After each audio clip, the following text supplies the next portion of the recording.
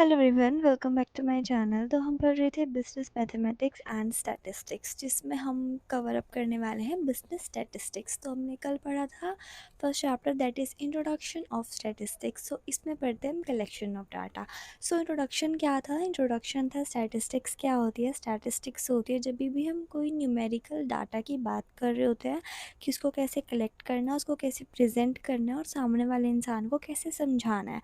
तो इस चैप्टर में हम पढ़ेंगे कि जो डाटा है वो कैसे कलेक्ट होता है, उसे कौन कलेक्ट करता है और कौन कौन से तरीके होते हैं कलेक्ट करने के लिए। और वो जो डाटा होता है, हमें न्यू ही डाटा कलेक्ट करना होता है हर इन्वेस्टिगेशन पे, या फिर हम कोई प्रीवियस ईयर का डाटा भी यूज़ कर सकते हैं। So let's start.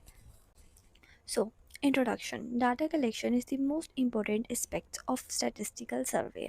Data refers to numerical facts that can be studied in statistics. So देखो, अगर इंट्रोडक्शन की बात करते हैं तो जो डाटा कलेक्शन होता है वो सबसे ज़्यादा इंपॉर्टेंट एस्पेक्ट्स होता है किसी स्टैटिस्टिकल सर्वे का। Then data refers to numerical facts that can be studies in statistics. और डाटा क्या होता है? डाटा होता है जितने भी न्यूमेरिकल फैक्ट्स होते हैं, लाइक जो नंबरिंग में जो बात हो रही होती है। देन इसके टू टाइप्स ऑफ डाटा होता है, एक होता है क्वालिटेटिव, एक होता है क्वांटिटेटिव।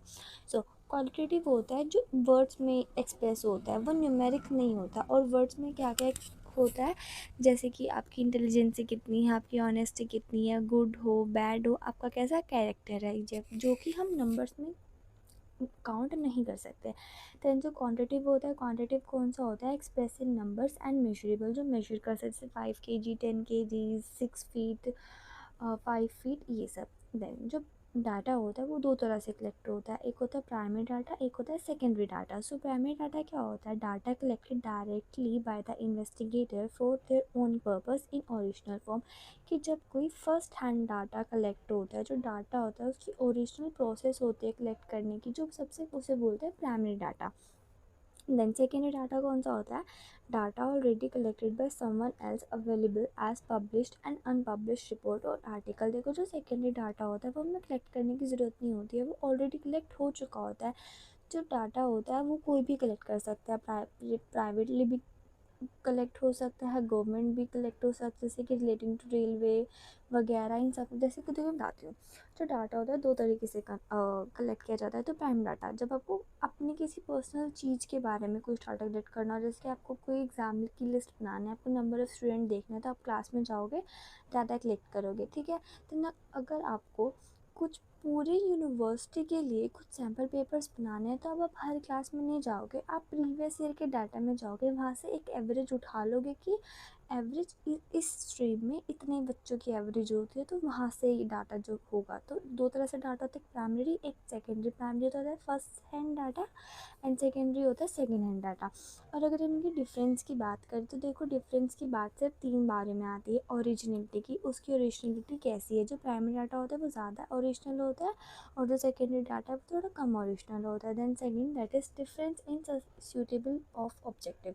कि जो प्राइमरी डाटा होता है वो हमेशा किसी स्पेसिफिक ऑब्जेक्टिव के लिए होता है। मीनवाइल जो हमारा सेकेंडरी डाटा होता है वो किसी और पर्पज़ के लिए लिया होता है, पर हम उसे यूज़ किसी और पर्पज़ में कर लेते हैं। Then third one, that is difference in cost of collection. जो हमारा प्राइमरी डाटा होता है उसमें टाइम, मनी, एफर्ट्स, बहुत सब कुछ इन्वॉल्व होता है। मीनवाइल जो हमारा सेकेंडरी डाटा है वो थोड़ा लेस एक्सपेंसिव होता है। देखो, ये इसमें हम +1 में पढ़ चुके हैं स्टैटिस्टिक्स में, फर्स्ट चैप्टर भी और ये वाला चैप्टर भी, तो थोड़ा थोड़ा याद आ रहा होगा। मैं +1 के नोट से भी रिवाइज करवा दूँगी, उसमें थोड़ा ज़्यादा अच्छे से लिखा है, ठीक है। तो अभी नेक्स्ट पढ़ते हैं, that is methods of collecting primary data. की जो प्राइमरी डाटा उसको कलेक्ट करने के क्या क्या मेथड होता है। देखो, अभी के लिए वो प्राइमरी डाटा, अगर कोई और उसे यूज़ करेगा तो वो उसके लिए सेकेंड डाटा हो जाएगा, ठीक है। तो इसके 5 मेथड्स होते हैं। फर्स्ट होता है डायरेक्ट पर्सनल इन्वेस्टिगेशन, सेकंड होता है डायरेक्ट ओरल इन्वेस्टिगेशन, थर्ड होता है information from correspondence, and fourth होता है mail questionnaires method, and fifth होता है schedule send through enumerators. So first पढ़ते हैं, that is direct personal investigation. So this method involves an investigator collecting data personally by making face to face contact with the person whom the information is to be obtained। जो हमारा direct personal method होता है ये हम face to face करते हैं। हम उस पर्सन के सामने जाएंगे, उससे खुद बात करेंगे और उससे खुद इन्फॉर्मेशन लेंगे, ठीक है। The investigator collect data by asking questions, वो उससे क्वेश्चन पूछता है directly related to the inquiry, जितनी भी उसकी इंक्वायरी होगी उसके related. Example, if an investigator wants to collect data about the environment and politics of students of Kurukshetra University, he would go to the campus and contact each student personally to obtain the required information. For example, अगर किसी investigator को किसी university के बच्चों के बारे में कुछ पूछना है, कुछ भी उनके बारे में पूछना है, तो वो डायरेक्टली वहाँ जाएगा, उनके फेस टू फेस कॉन्टेक्ट करेगा, उनसे डायरेक्टली अपने क्वेश्चन पूछेगा और उनको उनके आंसर मिल जाएंगे और वो डायरेक्टली उसका डाटा बना लेगा। सो जो डायरेक्ट पर्सन इन्वेस्टिगेशन होता है, जब हम फेस टू फेस कॉन्टेक्ट करते हैं एकदम सामने से, तो इसकी सूटेबिलिटी क्या होती है? तो इसकी सूटेबिलिटी होती है जहाँ पे फील्ड ऑफ इन्वेस्टिगेशन लिमिटेड हो, जहाँ पे हम सिर्फ एक दो लोगों के बारे में जानना हो। अभी हम पूरे के पूरे इंडिया के बारे में तो फेस टू फेस नहीं कर सकते ना, तो ये सिर्फ वहाँ के लिए होता है। जैसे किसी फैमिली के लिए, जैसे किसी स्पेसिफिक फैमिली के, जैसे प्राइम मिनिस्टर है, हमें उनकी फैमिली में या फिर उनके किसी पर्टिकुलर मेंबर्स के बारे में लेना है, तो वहाँ पे हम ले सकते हैं direct personal methods. Then investigation is limited a greater degree of originality, जहाँ पे हमें थोड़ा ओरिजिनल डाटा चाहिए होता है, ठीक है। देन उसके बाद information must be keep secret, जहाँ पे हमें जो इन्फॉर्मेशन होती है उसे थोड़ी सीक्रेट रखने की कोशिश करते हैं। Then investigation is lots of expertise, care and devotion, यहाँ पे हमारी बहुत ज़्यादा मेहनत लगती है और बहुत ज़्यादा टाइम भी लगता है, क्योंकि फ़ेस टू फेस कांटेक्ट कर रहे होते हैं हम। देन नेक्स्ट पढ़ते हैं, that is merits of direct personal investigation. इसके क्या क्या फ़ायदे हैं, हम क्यों जाके सामने सामने से कांटेक्ट करें, पुराना भी तो ले सकते हैं ना। तो फर्स्ट इज़ ओरिजिनलिटी, हमारी इसमें ओरिजिनलिटी आती है, मेरे पास ओरिजिनल डाटा होगा जो मैं कलेक्ट करूँगी। Data collected by this method are higher original because the investigator himself collect information directly, क्योंकि उसने खुद ही वो जाके सामने से इन्फॉर्मेशन कलेक्ट करी है। Then second, that is accuracy, data are fairly accurate, जो डाटा होगा वो फेयरली एक्यूरेट होगा, पर्सनल क्योंकि वो कलेक्टेड, पर्सनली कलेक्टेड किया हुआ होगा।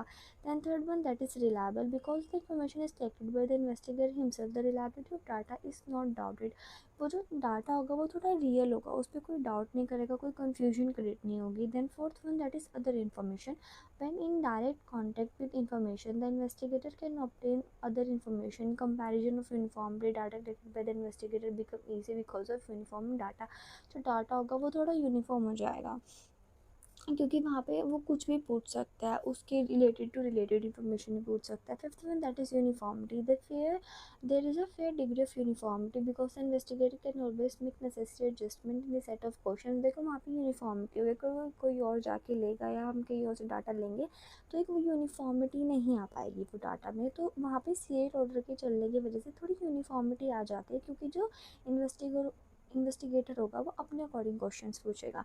Then demerits of personal investigation, इसके कुछ डिमेरिट्स भी होते हैं। तो first is personal bias, this method is highly prone to personal bias of the investigator, as a result they loss credibility.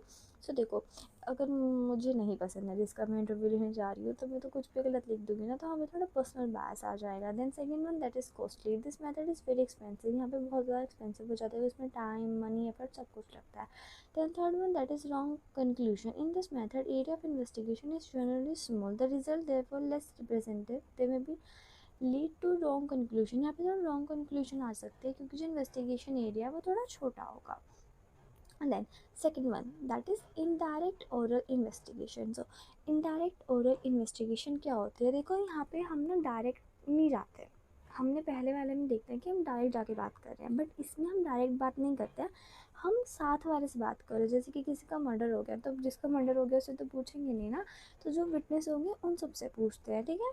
So in this method the investigator obtain information not directly from the person concerned, यहाँ पे directly उस concern person से नहीं पूछते हैं, but from the other person who are expected to process the necessary information, हम उनसे पूछते हैं जिनके पास हमें लगता है कि इसके पास शायद से इन्फॉर्मेशन होगी। Then these other person are known as informants, इनको इन्फॉर्मेंट्स बोलते हैं। Then example, this method is useful with direct जहाँ पे डायरेक्ट कॉन्टेक्ट पॉसिबल नहीं होता वहाँ पे ज़्यादा रिलायबल होती है.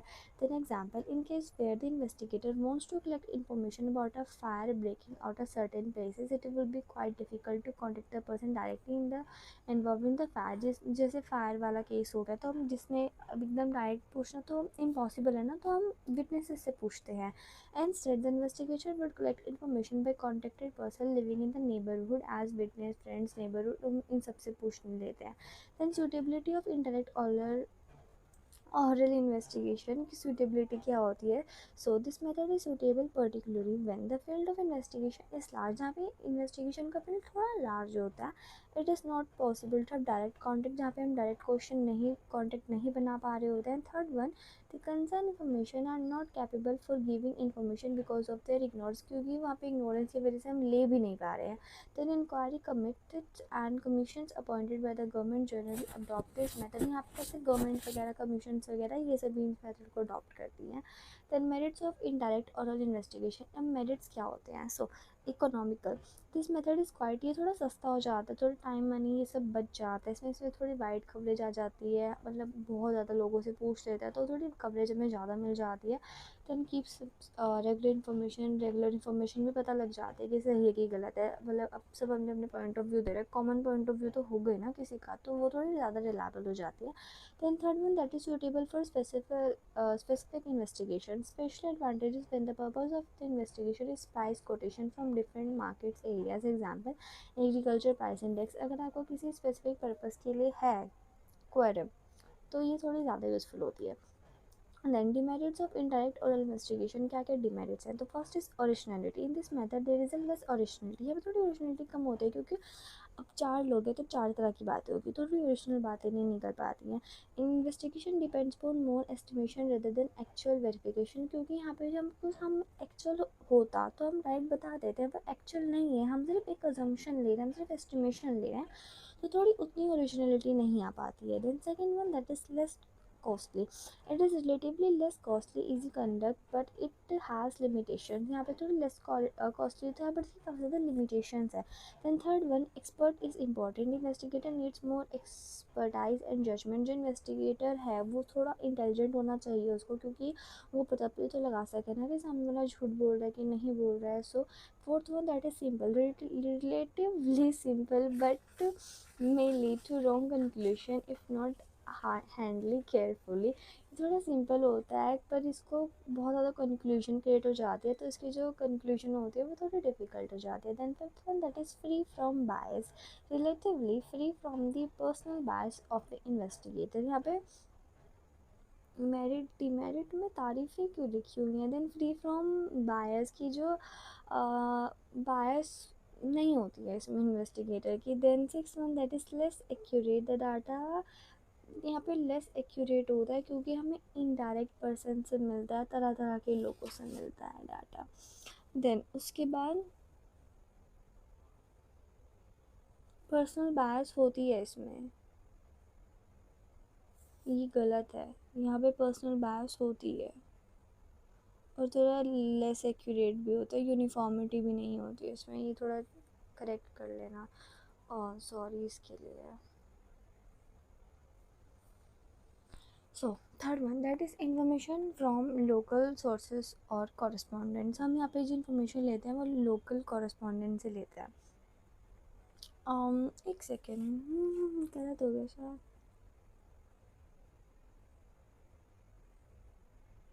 नहीं सही है. Then third one, that is information from local source of or correspondence. So in this method the investigator appoints local agents or correspondents in different places to collect information. इसमें जो investigator होता है वो खुद नहीं जाता, वो अपने पार्टनर्स, अपने मेंबर्स, अपने जो उनके कलीग्स होते हैं, जो उनसे नीचे वाले लेवल पे होते हैं, उन सबको बोल देता है कि आप जाओ, आप जाके जगह जगह पूछो. जैसे कि हमें किसी का पीछा करना होता है, CID वाले केसेस होते हैं, तो हमें किसी पर्सन को ऐसे हफ्ते के लिए किसी को उसकी वर्किंग लाइफ में जज करनी होती है, तो जो हमारे जो सबॉर्डिनेट्स हैं वो जाते हैं, वो शॉप ओनर्स पे यहाँ वहाँ जाते हैं, जहाँ जहाँ भी लोग जाते हैं वहाँ वहाँ उनके पीछे जाते हैं, देन वहाँ से उनकी इन्फॉर्मेशन कलेक्ट करता है. So in this method the investigator appoints local agents correspondence in different places to collect information, इन सबको बोला जाता है इन्फॉर्मेशन कलेक्ट करने के लिए। Then this correspondents collect information in their own way and send this same to investigator. जो ये लोग होते हैं ये अपने अपने तरीके से इन्वेस्टिगेशन करता है, देन इन्वेस्टिगेटर को भेज देता है। Then this correspondents are generally reliable and send the information in proper form after checking its correctness. कि जो ये कॉरस्पॉन्डेंस होता है एकदम रिलायबल डाटा इन्फॉर्मेशन कलेक्ट करता है, देन उसको आगे जाके भेजता है। Then this method is widely adopted in case where data process, जहाँ पे डाटा प्रोसेस होता है वहाँ पे यहाँ थोड़ा ज़्यादा यूज़ होता है। Then examples, newspaper agencies generally adopt this method. जो न्यूज़पेपर एजेंसीज होते हैं वही यूज़ करते हैं, क्योंकि अब न्यूज़पेपर वाला एक बंदा हर जगह जाके न्यूज़ तो नहीं ले सकता ना, तो जो न्यूज़पेपर वाला होता है वो पीपल्स कंडक्ट करता है जैसे कि वो जगह जगह जाके अपनी इन्फॉर्मेशन कलेक्ट कर सके। Then it is widely adopted by government department where the general information is to be collected from wide area, जहाँ पे थोड़ी गवर्नमेंट डिपार्टमेंट भी इसको अप्लाई करता है, जहाँ पे उन्हें ज़्यादा इन्फॉर्मेशन चाहिए होती है जगह जगह से। Then for example in the construction of wholesale price indices, information obtained from correspondent point in different areas, information जब different areas से हमें चाहिए होती है। then suitability of information from local sources of और correspondence, तो इसकी suitability क्या है? So this method is suitable particularly when accuracy of data is only modestly need, जहाँ पे हमें सिर्फ एक्यूरेसी सिर्फ थोड़ी थोड़ी चलिए, अगर 100% भी करेक्ट नहीं है तो कोई बात नहीं, इट्स ओके। देन रेगुलर और कॉन्टीन्यूस इन्फॉर्मेशन, जैसे मैंने बताया था कि पूरी दिन की इन्फॉर्मेशन चाहिए तो यहाँ पे थोड़ा रेगुलर और थोड़ी कॉन्टीन्यूस चाहिए होती है, वहाँ पे ज़्यादा यूज़ होता है। देन डाटा आर इंटरवल्स इस लार्ज, जहाँ पे जो डाटा है एट इंटरवल से बहुत ज़्यादा लार्ज है तो इसलिए वहाँ पे एक कॉरस्पॉन्डेंस रखते हैं। then the information is used for journals, magazine, radio, TV, etc. then merits of information from local sources wide areas, जहाँ पे जो मेथड होता है जहाँ पे बहुत बड़ा वाइड एरिया वहाँ पे यूज़ हो जाता है, थोड़ा लेस कॉस्टली होता है। देन एक्सपर्टीज इंपॉर्टेंट, जो इन्वेस्टिगेटर होता है उसके ओपिनियन वगैरह चाहिए होता है। देन थोड़ा सिंपल होता है। देन डिमेरिट्स क्या क्या होता है? लेस एक्यूरेट, थोड़ा ज़्यादा एक्यूरेट नहीं हो पाता क्योंकि डिफरेंट पीपल्स इसको कंडक्ट कर रहे होते हैं। देन यहाँ पे थोड़ी पर्सनल बायस आ जाती है। देन रॉन्ग कंक्लूजन, कभी कभी हमें हमारी जो कंक्लूजन है वो भी यहाँ से रॉन्ग निकल जाती है। Then fourth one that is definition of mailed questionnaires method, इसमें हम मेल कर देते हैं उनके question. So in this method a list of question known as questionnaires relating to the service prepared, यहाँ पे बनाई जाती है, उनको भेज दी जाते हैं पोस्ट करके या कुरियर करके। सो जो questionnaires provides space for answering the question, जो क्वेश्चनरीज होते हैं वहाँ पे उनको आंसर लिखने के लिए जगह दे दी जाती है। सो अब covering letter is also send along with the question, वहाँ पे जो कवरिंग लेटर होता है वो भी भेज दिया जाता है क्वेश्चनरीज के साथ of the survey. And making request to the inform the reply of the questionnaires in the proper way. जब आपको वो क्वेश्चनरीज रिसीव हो जाती है तो आपको एक लेटर उनको भेजना पड़ता है कि हाँ आपको उनकी क्वेश्चनरीज रिसीव हो गया, आप उसको आंसर करके भेज दोगे। Then the information supplied by the informants are keep secret, यहाँ पे थोड़ी इन्फॉर्मेशन थोड़ी सीक्रेट रखी जाती है। And the informants write the answer against the question, और यहाँ पे आंसर्स हम लिख देते हैं अगेंस्ट उनके जितने भी क्वेश्चन होते हैं। रिटर्न दी कंप्लीट, जब हमें रिटर्न हो कंप्लीट हो जाता है तो उसे रिटर्न कर देते हैं। And then suitability of mailed questionnaires method की suitability क्या है? So this method is suitable when the area of study is very wide and complicated, जब एरिया बहुत ज़्यादा वाइड होता है और कॉम्प्लिकेटेड होता है। अब आप हर किसी के पास जाके नहीं कनेक्ट कर सकते, आप सबको अपने क्वेश्चनरीज मेल कर देते हो। Then when the information are educated, जब आपको किसी की इन्फॉर्मेशन नहीं चाहिए होती है तो वो थोड़ी एजुकेटेड हो तो आप उनको आसानी से क्वेश्चन लिख के भेज सकते हो। Third one, the investigator are well versed in the local language and cultural norms of the government, क्योंकि जो इन्वेस्टिगेटर होता है वो थोड़ा वेल वर्स्ड होता है लोकल लैंग्वेज वगैरह से, जिससे कि वो इजीली उसको अच्छे से टाइप करके भेज सके। Then merit of mail questionnaires method wide coverage, जो कवरेज होती है वो ज़्यादा वाइड हो जाती है। इकोनॉमिकल जो मेथड होता है थोड़ा टाइम मनी एफर्ट सब कुछ बचा लेता है। देन ओरिजिनलिटी, जो मेथड होता है वो थोड़ा ओरिजिनेबल होता है बिकॉज जो इन्फॉर्मेशन होती है वो कंसर्न पीपल से ही मिलती है। Then demerits of mail questionnaires method, demerits क्या क्या होता है? लैक ऑफ इंटरेस्ट, जो कभी कभी हमारे जो इन्फॉर्मेंट्स होते हैं वो अपने इंटरेस्ट नहीं दिखाते हैं क्वेश्चनरीज वगैरह में, तो वो थोड़ी ऑफन से इनकम्प्लीट आंसर भेज देते हैं, प्रॉपर से फिल भी नहीं करते हैं। देन उसके बाद limited use, this method has limited use in the questionnaires are answer by the educated person, तो इसमें थोड़ा लिमिटेड यूज़ होता है। This method can not be use informants are uneducated, तो जो अनएजुकेटेड है उनके लिए तो यूज़ ही नहीं हो पाता ये। Then third one that is bias information supplied by some will person. कभी कभी ऐसा हो जाता है कि आपको तो उसने ना भरा हो क्वेश्चन, वो किसी और ने भर दिया, अब उसको क्या पता वो कैसे भरेगा। Then less accuracy, the conclusion based on such limited accuracy, थोड़ी जो एक्यूरेसी होती है थोड़ी लिमिटेड होती है। Then this is because some question में भी डिफ़िकल्ट, तो इसलिए जो सम क्वेश्चन होते हैं उनको डिफ़िकल्ट भी होता है। Then fifth one that is last one that is schedules filled through enumerator. So in this method a questionnaire is prepared as per the purpose of inquiry. इतना इंटरव्यू वाली बात हो रही है कि जो मेथड कि जो इस मेथड में क्या होता है, जो क्वेश्चनरीज होती हैं वो एज अ इंक्वायरी पे बेस्ड होती है। जो इन्यूमरेटर होता है वो खुद वहाँ जाता है क्वेश्चनरीज लेके और उनसे क्वेश्चंस पूछता है, और जो क्वेश्चन होते हैं शेड्यूल्स कहते हैं। So under this method the enumerator himself set the schedule after making inquiries. जो इन्यूमरेटर होता है वो खुद ही आंसर्स भरता है क्वेश्चंस पूछ के। Then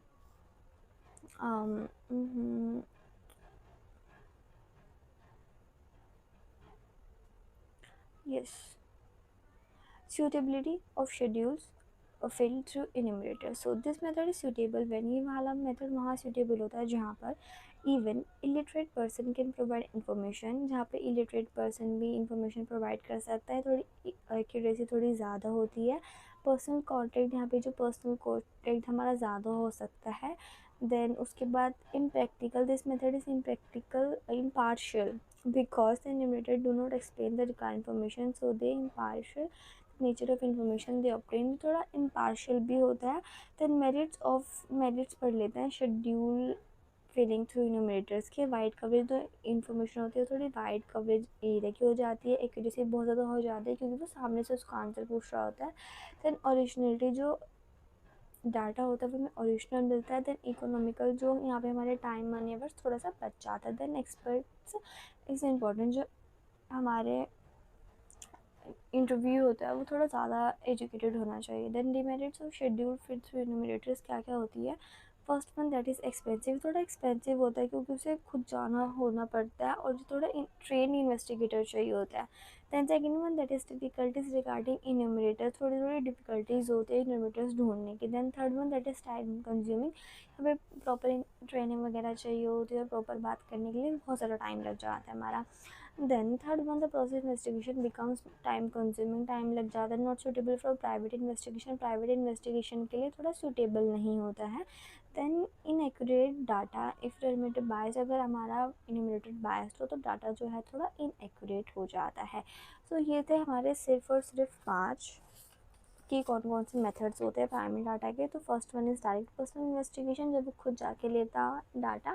then indirect oral investigation, जहाँ पे वो पड़ोसियों से ले रहा होता है। Then third one information from correspondent, जहाँ पे वो लोकल्स को भेज देता है। फोर्थ वन जहाँ पे वो मेल करता है questionnaires. And fifth and last one that is schedule send through enumerators, जहाँ पे वो इंटरव्यू वाला सिस्टम आ जाता है।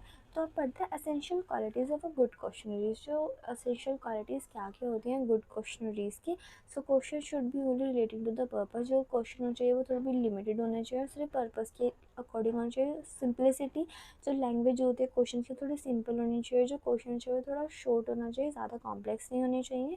Then mathematical question should be avoided, और जितने मैथमेटिकल क्वेश्चन है अवॉइड कर देने चाहिए। Then third one that is proper order of question, जो क्वेश्चन होने चाहिए वो प्रॉपर ऑर्डर में होने चाहिए। ये नहीं है कि पहले आप शादी का पूछ लो, फिर आप बच्चे की पूछ लो, फिर आप पढ़ाई पूछ लो, नहीं, पहले आप बचपना पूछो, फिर पढ़ाई पूछो, फिर शादी पूछो। देन उसके बाद no undesirable questions, undesirable questions in questionnaire should not offend, कि ना जो अनडिज़ायरेबल क्वेश्चन जैसे कि पर्सनल क्वेश्चन होते हैं ये नहीं होने चाहिए जिससे वो सामने वाला ऑफेंड हो जाए। Then fifth one that is less chance of partiality, जो क्वेश्चन होते हैं ज़्यादा आंसरेबल होने चाहिए, ज़्यादा पार्शियलिटी नहीं होनी चाहिए। Then calculation job, questions involving calculation should be avoid, यहाँ पे कैलकुलेशन वगैरह वहाँ पे थोड़े अवॉइड कर देने चाहिए to achieve this objective. Before the questioner is its final stage it should be subjected pre testing, जो हमारे जो क्वेश्चन हो थोड़ी प्री टेस्टिंग होने चाहिए। जो सम क्वेश्चन हैं वो थोड़े ट्रायल बेसिस पे हो जाने चाहिए जिससे कि उन्हें एक आइडिया लग जाए। देन इंस्ट्रक्शन, क्लियर इंस्ट्रक्शन देनी चाहिए पहले उन्हें। Then cross verification, such question should be आज, जैसे कि क्रॉस वेरिफिकेशन कर देनी चाहिए कि कोई क्वेश्चन 2-3 बार तो नहीं पूछ पा रहे हो आप। देन अब पढ़ते हैं methods of collecting secondary data and sources of secondary data की जो कौन कौन से मेथड्स होते हैं सेकेंडरी डाटा के। So first is publish source. Some of the publish source of secondary data, यहाँ पे बहुत ज़्यादा सोर्सेज होते हैं प्राइमरी डाटा के। So first one is government publications. Ministers of central and state government कराती है रूटीन एक्टिविटीज़ ऐसे पब्लिश बाय गवर्नमेंट, जो डाटा है वो पब्लिश करती है डाटा, तो आप वहाँ से डाटा ले सकते हैं। नोटेबल गवर्नमेंट पब्लिकेशन और statistics like statistical abstract of India, annual survey of industry, bulletin. And second one, that is unpublished sources. There are some unpublished sources as well, the data collected by government organized finally for their itself for the office record। जो देखो published में क्या होता है, publish में वो जो government होती है वही कर रही होती है, और अनपब्लिश में कहता है government as well as private दोनों वो रिकॉर्ड बनाती हैं फिर उसको यूज़ करते हैं। Then this data not published in the form of published material, such data however use secondary data। then third one, that is report of committees and commissions। Committee commission जो होती हैं वही डाटा यूज़ करते हैं, जैसे कि finance commission, मोनोप्लाइज commission, ये सब। देखो हमारी बुक में थोड़ा डिफरेंट है। हमारी बुक में पब्लिश सोर्स में गवर्नमेंट आ जाती है, जिसमें हमारी आ जाती है annual survey of industry, agriculture statistic of India, report of currency and finance वगैरह। देन आ जाते हैं सेमी गवर्नमेंट। जो सेमी गवर्नमेंट होती है जैसे कि म्यूनसिपालिटीज़ वगैरह, जैसे कि हेल्थ बर्थ डेथ्स की रिगार्डिंग। देन थर्ड वन आ जाती है reports of committees and commission. Commission in the sense monopolies commission, planning commission. Then fourth one आ जाता है that is publications of trade commission, जहाँ पे हमारे शुगर मिल्स एसोसिएशन इन सब के बारे में बात होती है, जैसे पे बड़े बड़े ट्रेड होते हैं। Then fifth one, that is publications of research, जहाँ पे हमारा Indian statistical institution, national council of applied economic research, ये सब यूज़र होता है। Then six one, that is journals and paper, जहाँ पे हम मैगजीन्स की बात कर रहे होते हैं, जैसे कि like facts for you commerce की।